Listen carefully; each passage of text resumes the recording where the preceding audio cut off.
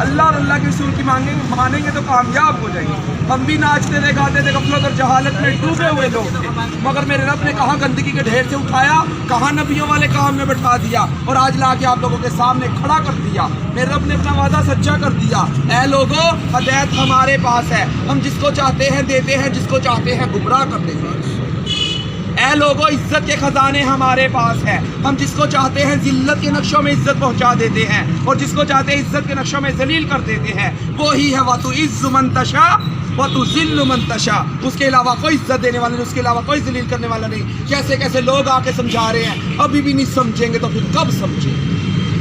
اللہ تو ناچنے گانے والوں کو بھیج رہا ہے۔ اللہ کہے گا میں نے علماء بھیجے، مفتی بھیجے، قاری بھیجے، دین کے دائی بھیجے، حتیٰ کہ ناچنے گانے والوں کو بھی ہدایت دے کے آپ کے سامنے کھڑا کر دیا تھا اور وہ بھی یہی کہہ رہے تھے، اے لوگو اللہ کے حکموں کو مان لو، نبی کے طریقوں پر چل لو، اسی میں کامیابی ہے۔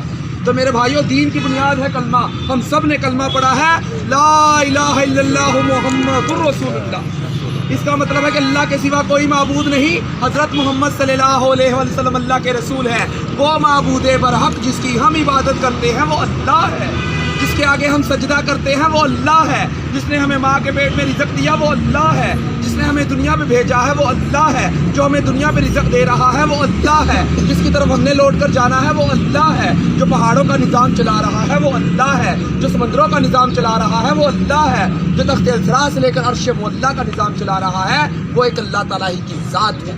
اس کے علاوہ کوئی دوسری ذات نہیں ہے، وہ وحدہ لا شریک ہے، اس کا کوئی شریک نہیں ہے، نہ اس کا کوئی ہمسر ہے، نہ کوئی ثانی ہے، نہ کوئی ساتھی ہے، نہ وہ کھاتا ہے، نہ پیتا ہے، نہ سوتا ہے، نہ اس کی کسی سے رشتہ داری ہے۔ وہ بے نیاز ذات ہے، وہ بے نیاز ذات ہے، وہ صمد ہے، وہ بے نیاز ہے، وہ خالق ہے، وہ سب کو پیدا کرنے والا ہے، وہ رازق ہے، وہ سب کو رزق دینے والا ہے، وہ سمیع ہے، وہ سب کی سننے والا ہے، وہ بصیر ہے، وہ سب کو دیکھنے والا ہے، وہ علیم ہے، وہ سب کچھ جاننے والا ہے، وہ الباری مصور ہے، وہی جان ڈالنے والا اور صورتیں بنانے والا ہے، وہ الحی ہے، ہمیشہ ہمیشہ زندہ رہنے والا ہے، وہ القیوم ہے، سب کو قائم کرنے اور سنبھالنے والا ہے، وہ وہاب ہے، سب کو عطا کرنے والا ہے، وہ قہار ہے، سب کو اپنے قابو میں رکھنے والا ہے، وہ جبار ہے، زبردست ہے، وہ المومن ہے، امن اور ایمان دینے والا ہے، وہ رحیم ہے، بے حد رحم کرنے والا ہے، وہ رحمان ہے، بڑا مہربان ہے۔ وہ کون ہے؟ وہ اللہ ہے جو ہم پر مہربان ہو گیا، جس نے ہمیں انسان پیدا کیا،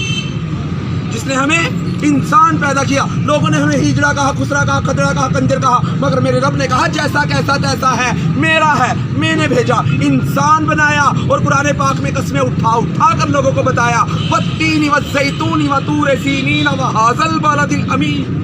اللہ کہہ رہا ہے قسم ہے انجیر اور زیتون کی، قسم ہے صحرائے سینا، طور کے پہاڑ کی۔ حضرت موسیٰ علیہ السلام والا جدھر اللہ سے ہم کلام ہوا کرتے تھے، پھر کہہ رہا ہے اس امن امان والے شہر یعنی مکہ معظمہ کی۔ پھر کہا لقد خلقنا الانسان فی احسن تقویم، کہ ہم نے انسان کو خوبصورت پیدا کیا۔ تو پھر ہم کون ہوتے انسانوں میں کمیاں دیکھنے والے، اپنے رب کی تخلیق کی ہوئی چیزوں میں کمیاں نوٹ کرنے والے؟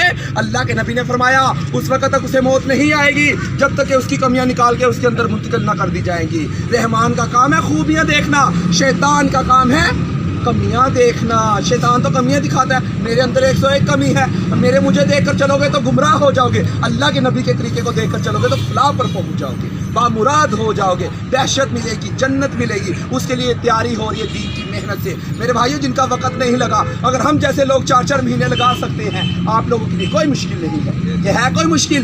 اگر آپ لوگ نہیں کام کرو گے پھر اللہ ہم جیسے کو ہدایت دے کہ ہم سے دین کا کام لے رہا ہے۔ اللہ تو کسی کا محتاج نہیں ہے، ہم سب اللہ کے محتاج ہیں۔ قرآن پاک میں پڑھ رہے ہیں نا، الم تر کیف فعل ربک باصحاب الفیل، کیا تمہیں معلوم نہیں، کیا تم جانتے نہیں تمہارے رب نے صحاب فیل کے ساتھ، ہاتھیوں کے لشکر کے ساتھ، ابرہ کے لشکر کے ساتھ کیا معاملہ کیا؟ پرندوں کے ذریعہ، ابابیل کے ذریعہ ہلاک کیا اور بیت اللہ شریف کی حفاظت فرما کر دکھائی۔ نمرود کو ایک مچھر کے ذریعے ہلاک کیا، جس بادشاہ کے تخت پر بیٹھ کر وہ سجدے کروایا کرتا تھا، اسی بادشاہ کے تخت پر بیٹھ کر اللہ پاک نے اس کے سر پہ چھتر لگا کے دکھائے۔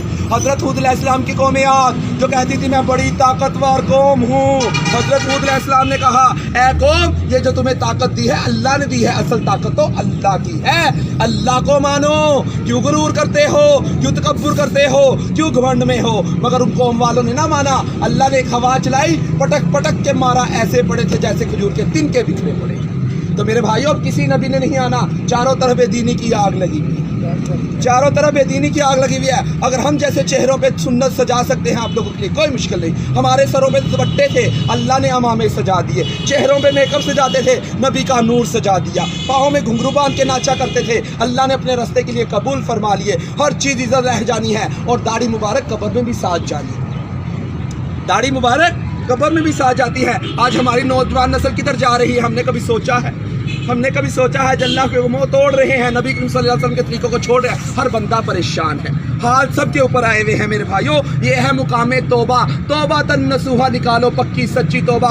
या अल्लाह मैं तेरे हुक्मों को मानूंगा, तेरे नबी के तरीकों पर चलूंगा तो मुझे माफ़ फरमा ले और मुझे अपने दीन की आली मेहनत के लिए कबूल फरमा ले। तो इंशाल्लाह सारे कोशिश करेंगे ना, इंशाल्लाह 4-4 महीने लगाएंगे ना, इंशाल्लाह। हमें देकर नसीहत पकड़